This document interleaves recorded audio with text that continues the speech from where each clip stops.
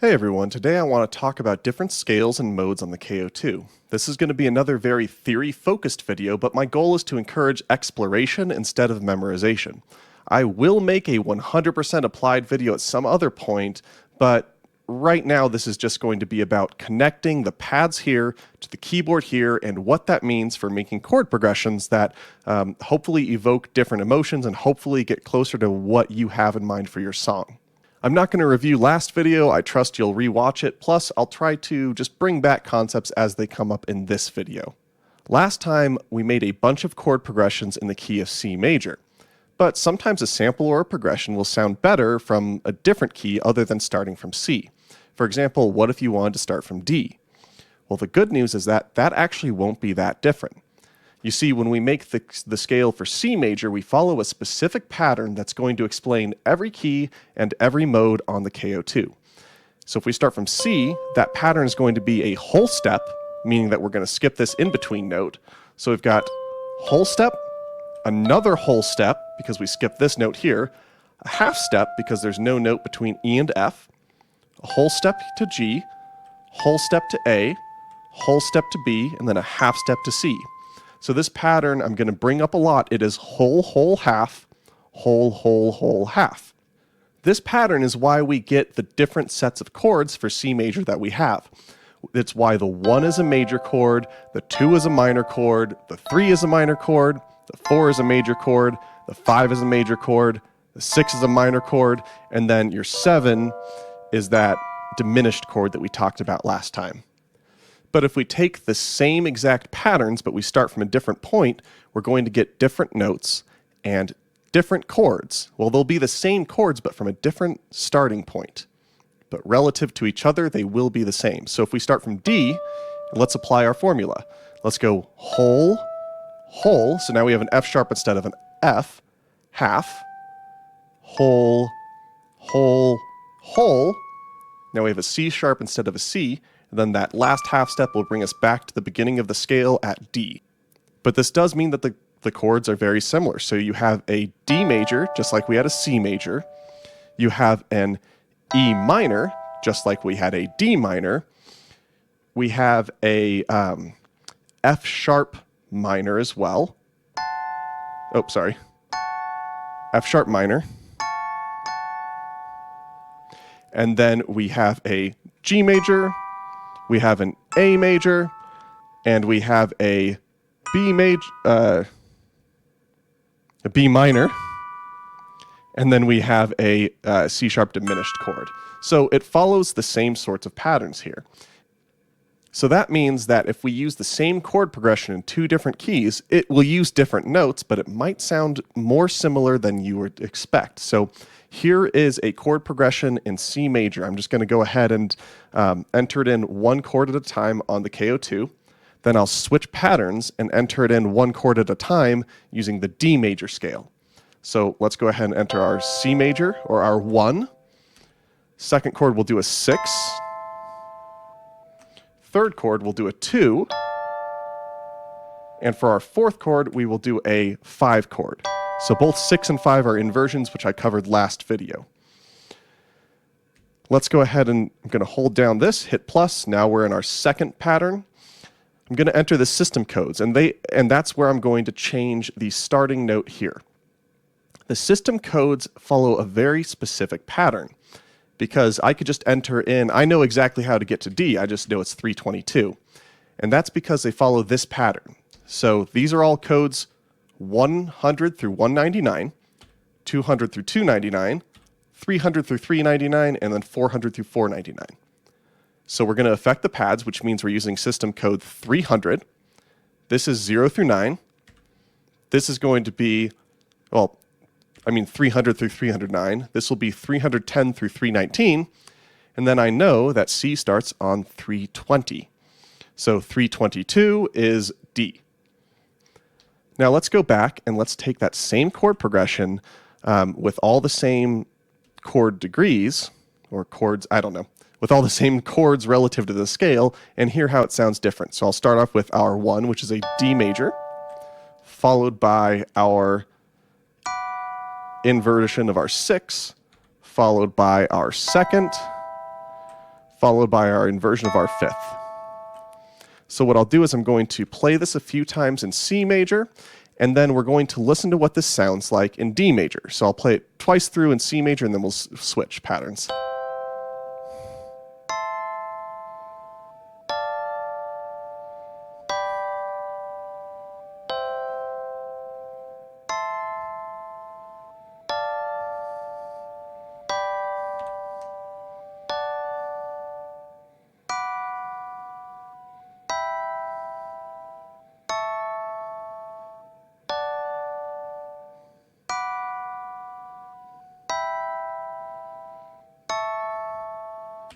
So hopefully you heard that even though they were different notes, they still sounded somewhat similar.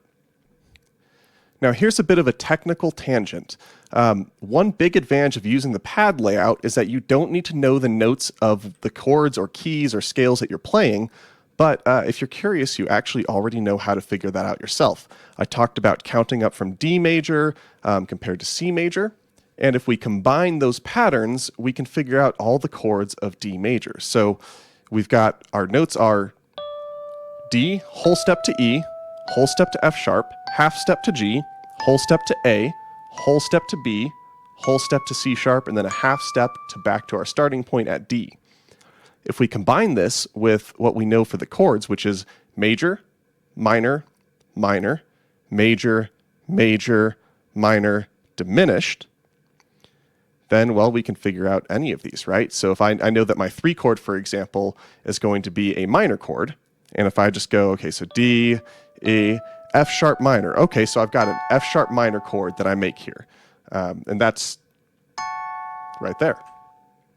Really quick tangent. So I want to talk about F sharp or G flat major. And so I'm going to go ahead and go back to our system codes, or to our system menu, and I'm going to change us to being in G flat major. And that's just because I want to talk a bit about how these notes are named. If we look back at C major and D major, each of them have a note for each letter in the scale. So we've got all 7, we've got C, D, E, F, G, A, B. And then for D, we have D, E, F sharp, G, A, B, C sharp, and then back to D. Music theory is very much about having patterns that keep naming things consistent and really predictable. So if we go to F sharp here, we're going to have kind of a different experience. So we have F sharp, G sharp, B sharp, or A sharp, then we have B for that half step, C sharp, D sharp, and then our 7th is this key here.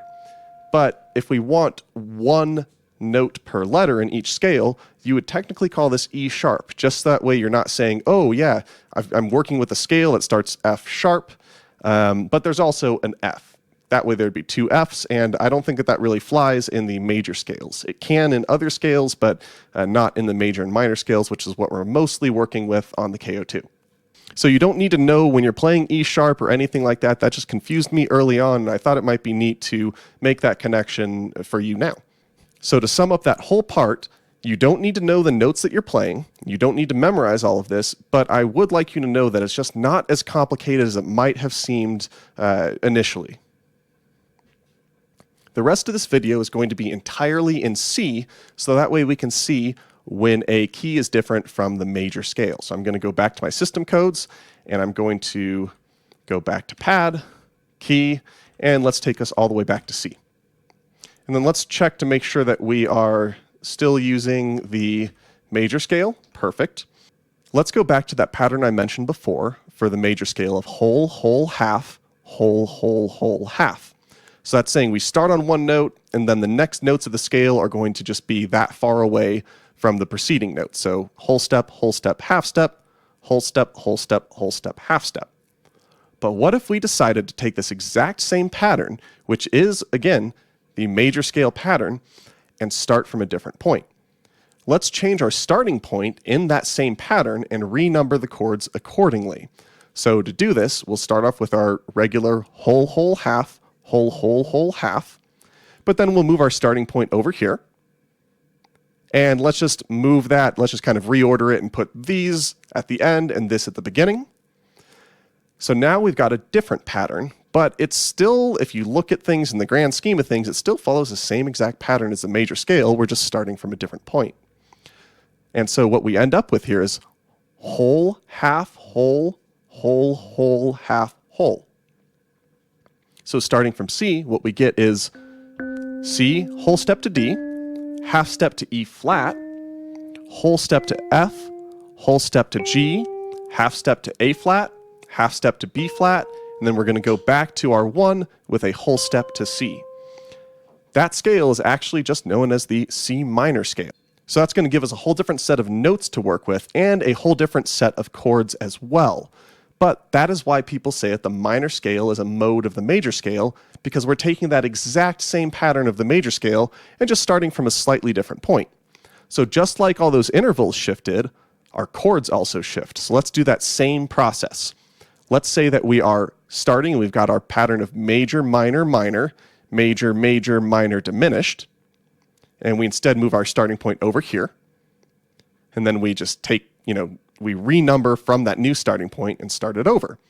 We will have instead minor, diminished, major, minor, minor, major, major. And so if you'll recall in the last video, I talked about how 1, 4, and 5 are pretty important chords in the context of rock and in pop specifically, and they just appear all over the place anyway. In C major, we're dealing with C major as our 1 chord, F major as our 4 chord, and G major as our 5 chord. In C minor, we're dealing with C minor as our 1 chord, F minor as our 4 chord, and G minor as our 5 chord. So let's just hear how different that sounds with our 1, 6, 2, 5 progression. I'm going to go ahead and go to System. Then I'm going to just enter in 312 for a minor scale. And I'm going to go ahead and enter in those same chords now. So let's do our 1. Let's do our 6 inversion. And let's do our 2. And we'll do our 5 inversion. So these are going to sound drastically different. Actually, in fact, I'm going to copy this first pattern and paste it here, just so that way we don't have to worry about it too much. Side note, you might notice that you can't see all of the notes here, and that's because these pads are now in the C minor scale, and so we don't have all the notes that we entered in when we were in C major. So let's go ahead and compare these patterns. So let's listen to it in major.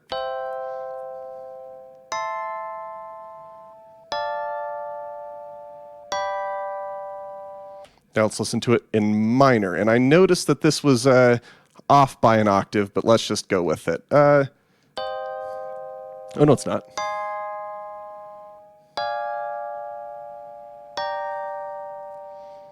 So that's fairly different. And that's because instead of playing a major, minor, minor, major chord progression, we're actually playing a minor, major, diminished, and then minor chord progression.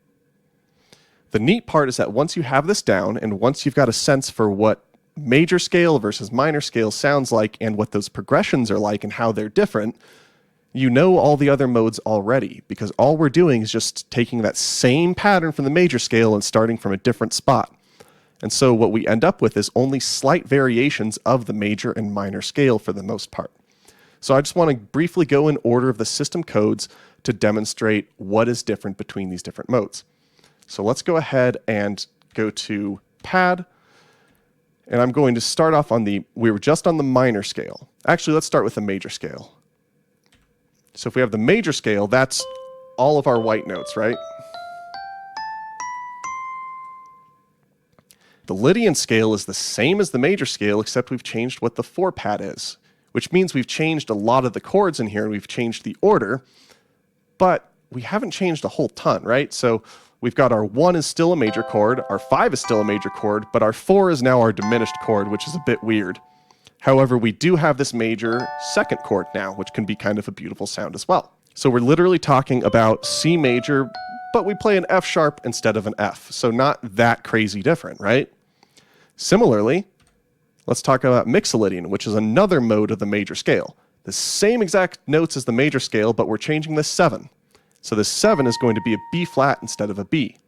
Again, because we've changed the order of that pattern of chords, the whole thing's going to sound a little different, but not dramatically different.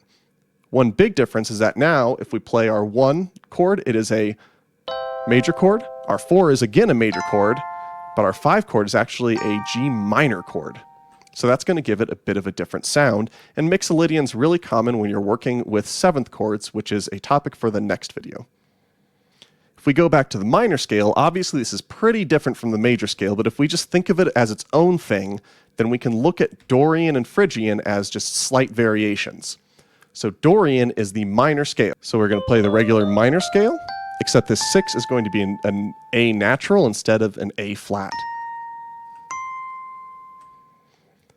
So in other words, Dorian is often thought of as sounding kind of lighter in a way, especially if you're using it to write leads, than just a regular minor scale. Phrygian, on the other hand, sounds a little darker. So in the normal minor scale, the 2 is your diminished chord. In Phrygian, the 5 is a diminished chord. And like I said, that's a pretty important chord. And that's diminished because we've got a flat 2 now. So instead of playing C, D, E flat, we play C, D flat, E flat, which means that our 2 chord is actually now a major chord, but it means a couple of other things too. It means that our 5 chord is going to be diminished. So if I play a 1, 4, 5, it'll be minor, minor, diminished. There's one more here called Locrian, and Locrian's really stupid. So if you think about how we started off our chord progression from either a major chord for our 1 or a minor chord for our 1, Locrian answers the completely unimportant question of what if we decided that we wanted our 1 chord to be a diminished chord, and then also we wanted our 5 chord to be a flat 5. It's just a mess, right? I don't think, if you have to debate if it's musical, I'm not very interested in it. So we're just going to completely ignore Locrian, at least for right now. Let's go ahead and listen to the same chord progression in a bunch of different modes. So I want to do this in kind of an intentional way. I'm going to start off, and the first one is going to be, we're going to start off in A4 for that first one. And I'm going to do this really quickly in C major. So we're going to do 1, 6, 2, 5. Let's move on to the next one, and let's do, what would that be? Here, let's just go. Let's do Mixolydian, and we'll do the exact same thing. We're doing 1, 6, 2, 5. I think I played a different 5 that time. That's okay. Then we're going to go ahead and do the same thing in Lydian, just to hear how different that might sound. So we're going to do 1, 6, 2, and then 5. Okay, and then I just want to play through these, and these are just the major scales. So these are all modes of the major scale, but these are the scales that are major scales. I'll explain it next time. But I just want you to hear a little bit of the difference between major, Mixolydian, and Lydian, just to show that the same chord progression will sound different, but not so different as to be totally unrecognizable. So in other words, if you have a chord progression that you like, you might want to try it in some different modes. If you like how it sounds in minor, maybe try it in Dorian if you want to lighten it up, or Phrygian if you want to make it darker. If you like how it sounds in major, try Lydian and Mixolydian. So let's start off with major.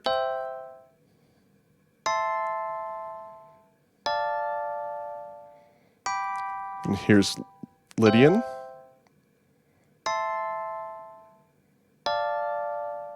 Oops, Mixolydian. And then this is Lydian.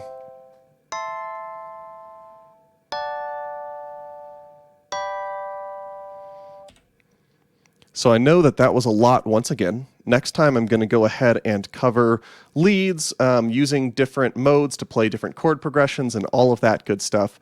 Please let me know if you have any questions. Thank you so much for watching, and I will see you next time.